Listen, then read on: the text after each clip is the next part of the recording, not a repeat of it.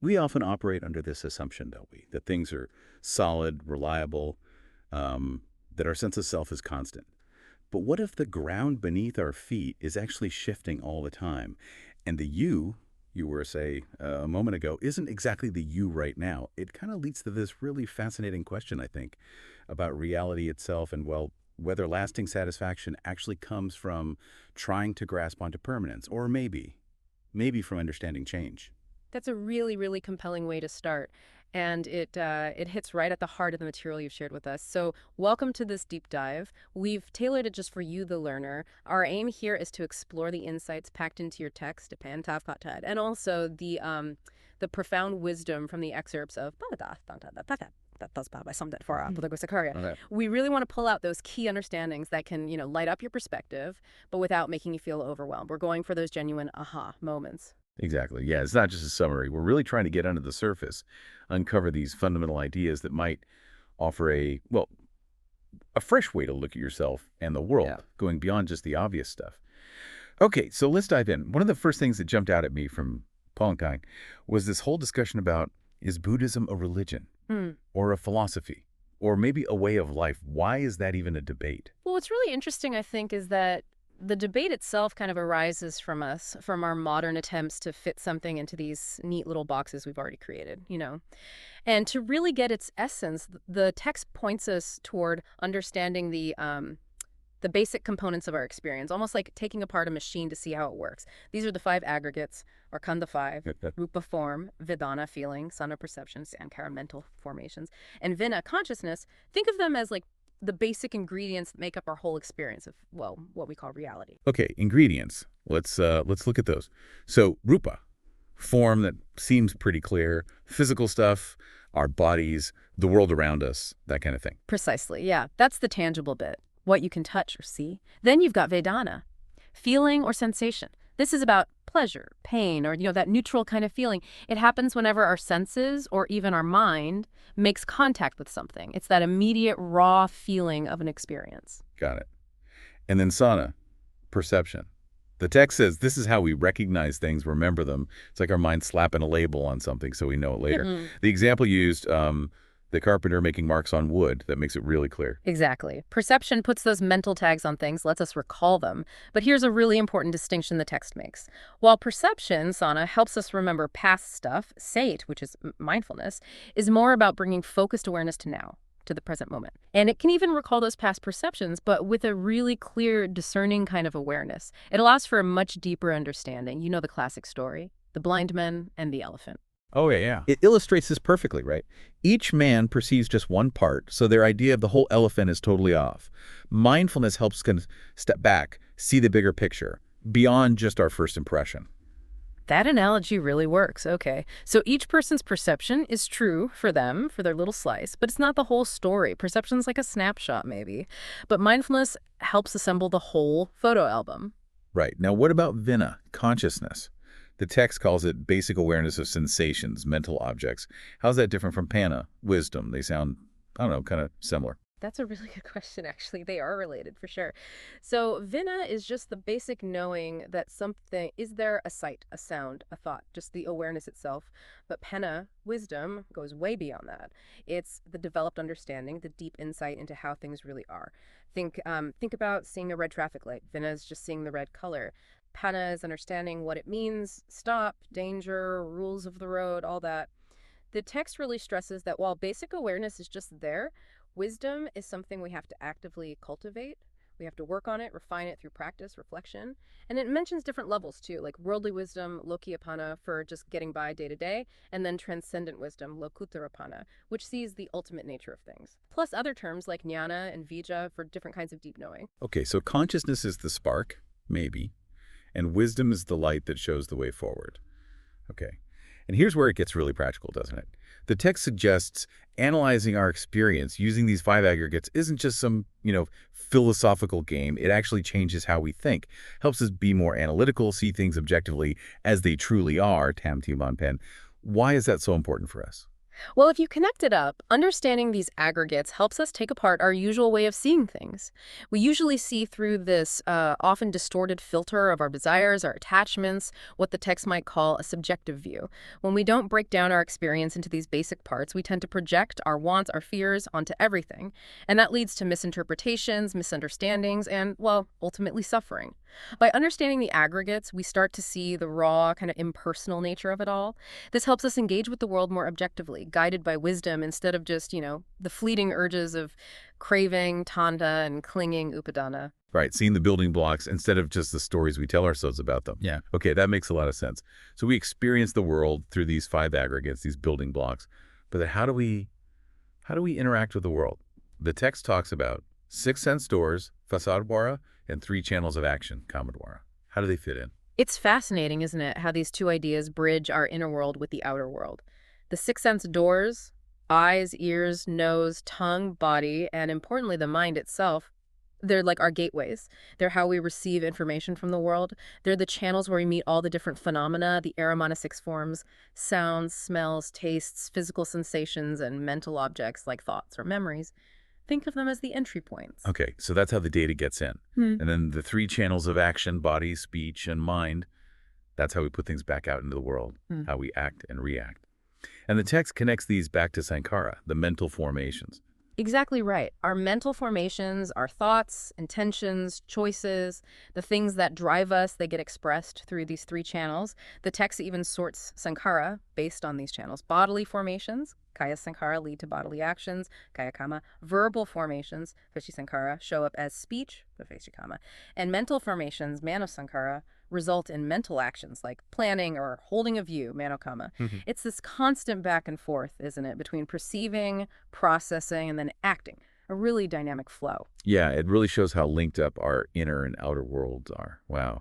Now, the text also goes into these two levels of truth, conventional truth, samadhisaka, and ultimate truth, paramatthisaka.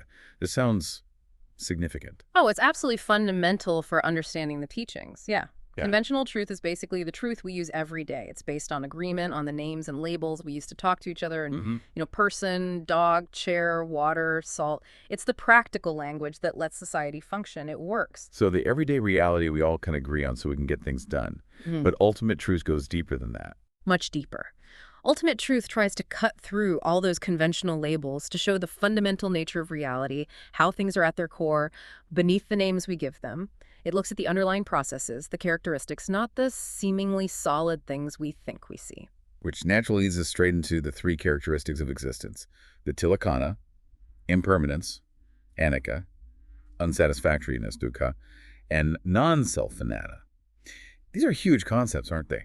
Let's start with impermanence. Why is that such a key idea? Well, anicca or aniccata, it's the understanding that everything conditioned, basically, anything that comes into being is constantly changing. It arises, it stays for a bit, and then it ceases. And it's not just about big changes like buildings falling down. It's a constant, subtle flow. The text gives a great example.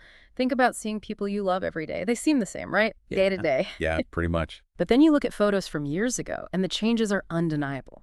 The reality is those changes were happening all along, moment by moment, even if we didn't notice. And this insight is so crucial because it directly challenges our deep-seated desire for things to stay the same, for permanence. And that desire is a major source of suffering when we inevitably face loss and change. That's a really vivid way to put it. Yeah. We want stability, but reality is just flow. And that leads straight to dukkha, which the text says isn't just like physical ouchies, but something broader. Stress, conflict, unsatisfactoriness. Why the wider definition? Yeah, the text really emphasizes that broader meaning because dukkha includes the inherent inability of anything conditioned to give us lasting, permanent satisfaction. Why? Because they're impermanent. They're always changing. It's that underlying feeling of unease, the sense that things are never quite perfectly, finally right and going to stay that way. Think about eating a fantastic meal. It's great, right? But the pleasure fades. That gap between wanting lasting satisfaction and the changing nature of things, that's where this sense of unsatisfactoriness, dukkha, comes in. It's tied directly to the frustration of our desires. So because everything's changing, trying to hold on to things or find permanent happiness in them is, well, it's bound to lead to disappointment or that low-level stress eventually. Okay. And then anatta, Non-self. This is often the one that really twists people's minds, isn't it? What's the core idea here? It really does challenge our deepest beliefs about who we are, yeah? Anattara is the understanding that there's no permanent independent self or essence living inside us, or inside anything else for that matter. What we normally think of as our stable, ongoing self is actually just a dynamic mix of interconnected parts, those five aggregates we talked about, for example. They're constantly arising, passing away, depending on loads of causes and conditions. Think of a wave in the ocean. It looks like a distinct thing, right? But it's really just water moving in a specific pattern, totally dependent on wind, currents, other water. There's no separate permanent waveness inside it. And similarly, the idea is there's no fixed selfness inside us either. The text mentions these three veils, Saññā, Iryapatha, Ghana, that kind of hide these characteristics from us unless we're really paying attention. Can you unpack those a bit? Yeah, they're like these ingrained ways we perceive things that stop us seeing reality clearly. Saṅkhāra, continuity, gives us the illusion of smoothness, of permanence. Like watching a movie, it looks like continuous motion, but it's really just single frames flashing by. Iryapatha, that's like our posture or current state. It masks the underlying unsatisfactoriness. So you might feel comfy sitting now, but eventually discomfort will arise. It hides the constant pressure of change.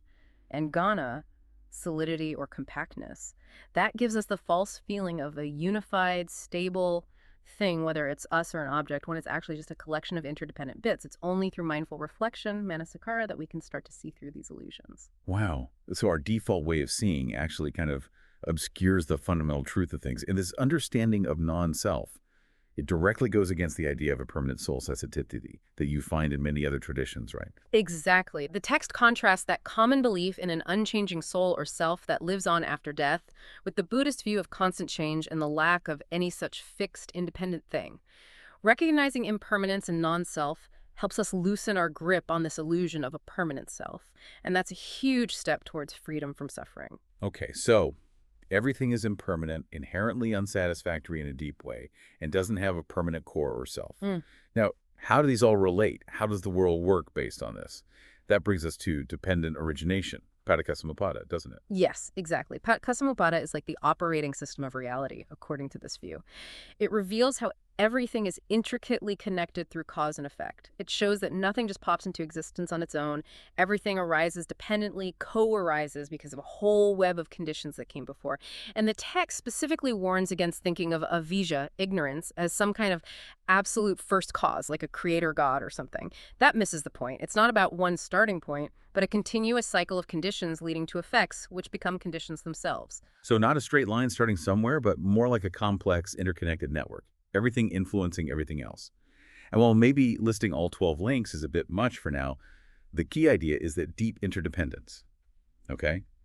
And how does dukkha, that unsatisfactoriness, fit back into this cycle? Right. The text brings dukkha back into this framework of paticca. It highlights how that inherent unsatisfactoriness of just being conditioned becomes real psychological suffering when it gets tangled up with ignorance, avijja, about how things really are, craving taha for things that can't last, and attachment, Vedanā, to a false idea of self and to fleeting experiences. These three, ignorance, craving, attachment, they form this powerful loop that keeps the suffering going. And the text also mentions the samudra, these deep-rooted defilements or mental taints. They're the underlying reason we feel things like sorrow and despair when we face aging, sickness, death. And they're also rooted in ignorance. Exactly. Asava are like the deeply buried roots of these painful emotions. The text makes it clear. Sorrow, lamentation, pain, grief, despair, they arise directly because ignorance clouds our understanding of impermanence and non-self. When we cling hard to this idea of permanence and a solid self, then the unavoidable changes and losses of life hit us, and these intense negative emotions just flare up. This is really painting a picture of, well, a world and an experience that's quite different from how we usually assume things are. But the Buddhist teachings are often called the middle way. What extremes is this path trying to steer clear of? That's a crucial point. The teachings deliberately avoid going to extremes in views. The text points out several key pairs of opposites that are rejected. For instance, the extreme view that things have a truly independent, fixed reality, Atthakavada, on one side, versus the extreme of nihilism, Nathakavada, which says basically nothing really exists in the end. Yeah, there are others too, related to time and how we understand causation. Yes. There's eternalism, Sasattavada, believing in a permanent, eternal self or world, versus annihilationism, Uchitavada, the idea that everything, including consciousness, just completely ceases at death, gone forever. And regarding suffering, the Buddha avoided both extremes, blaming it all on ourselves, Attakaravada, and blaming it all on outside forces, Parakaravada. His explanation, rooted in dependent origination, is much more nuanced, much more interconnected. So understanding Paticca dependent origination, is like a compass. It helps us navigate away from these simplistic extremes and grasp a more subtle reality. And that also helps avoid misunderstanding anatta as just meaning nothing matters. Okay. Now, what about nibbana? Often seen as the ultimate goal. What are some common ways people misunderstand it? Yeah, nibbana. A really common and significant misunderstanding that the text tackles is seeing it as just extinction, self-annihilation, which is the idea. Because the teachings talk so much about the lack of a permanent self, some people jump to the conclusion that nibbana must mean just ceasing to exist entirely. But, as we've discussed, from the ultimate perspective, there isn't a permanent self to be extinguished in the first place. Right, so if it's not annihilation, what is nibbana, according to the text? The text explains nibbana as the complete stopping, the cessation of attachment, of wrong understanding, and of the suffering that inevitably comes from those. It's going beyond conditioned existence, pavatana, by completely ending craving, vavatana, that deep-seated thirst that keeps the whole cycle of rebirth and suffering turning. There's a famous simile, like a blacksmith's fire going out when the fuel runs out. It doesn't go anywhere specific, it just ceases because the conditions for it are gone.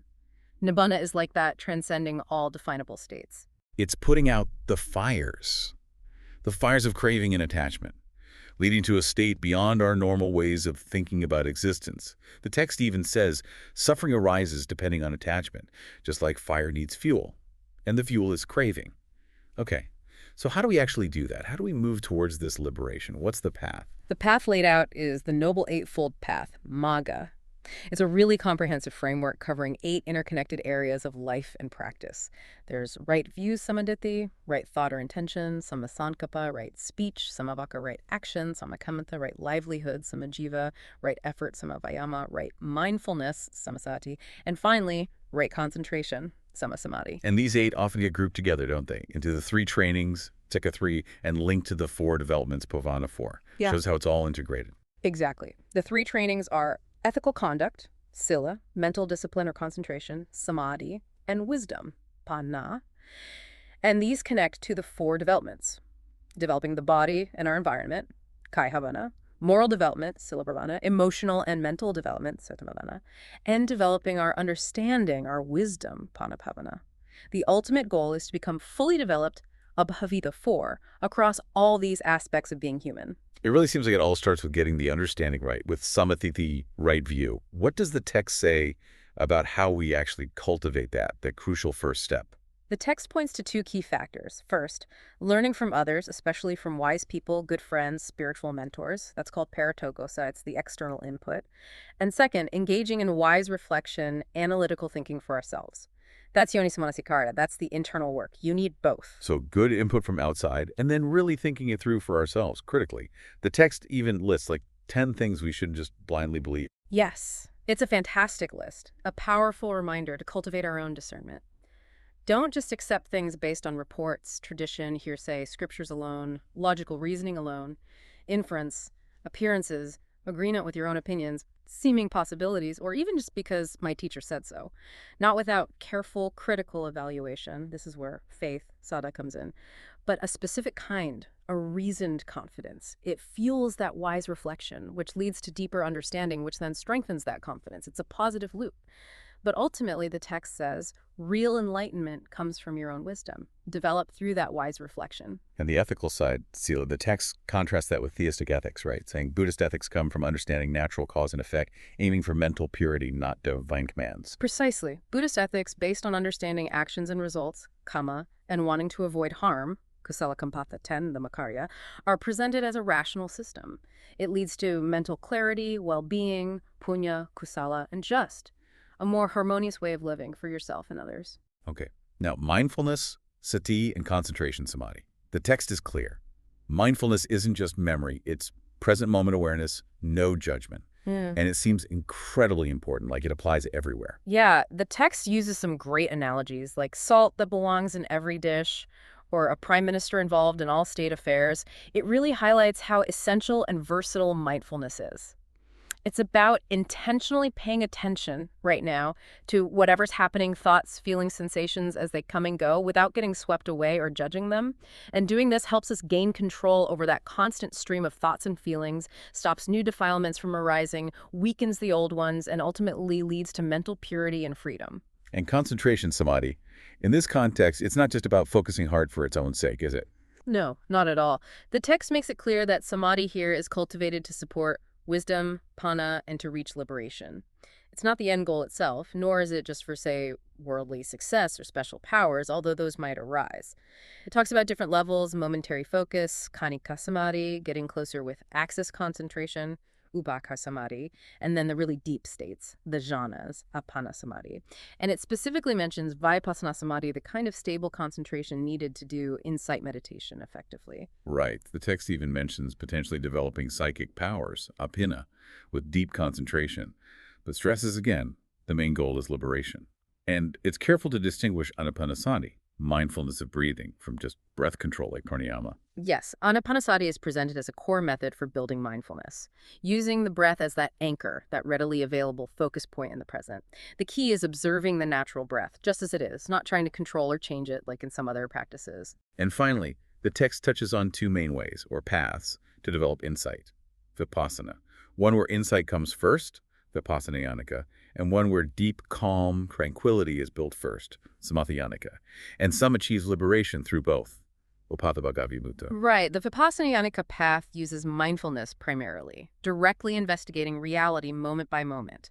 The Samathayanika path develops deep concentration first, creating a very stable, calm mind, which then becomes the platform for insight practice. Both are valid paths, and sometimes they blend. Ultimately, it really all circles back to understanding the teachings correctly and then actually practicing them diligently, doesn't it? The text mentions Athagata Bodhisattva, faith in the Buddha's enlightenment, but frames it as this deep belief in the potential of human wisdom to get it, to understand reality fully. It is. It's like a profound confidence, not just in the Buddha, but in our own human capacity for growth, for understanding. Seeing the Buddha's achievement not as something divine and out of reach, but as proof of the potential that's in all of us, realizable through wisdom and dedicated practice.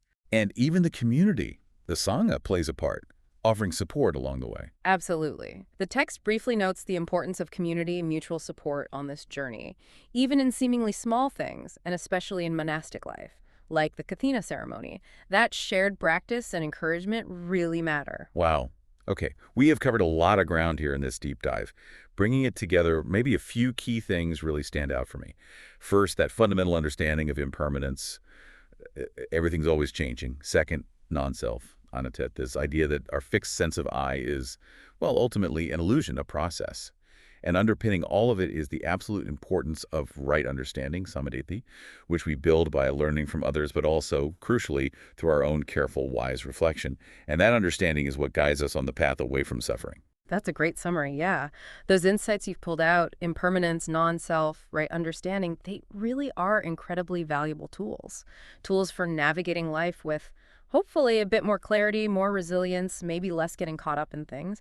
And they speak directly to your interest as the listener in getting knowledge efficiently but also deeply, finding those aha moments that really shift how you see things. Absolutely. So maybe as you go about your day, here's something to chew on. How might really taking on board this idea of impermanence change how you relate to maybe a challenge you're facing right now? Or perhaps just mull this over. What if the self you experience day to day is less like a solid thing and more like a flowing river, always changing? It's definitely a perspective worth exploring more. Indeed it is. Thank you so much for bringing these fascinating sources to us and for, well, diving deep with us into these ideas. We really hope you continue exploring them. And thank you for joining us for this deep dive into the nature of reality and the path to understanding. Until our next exploration.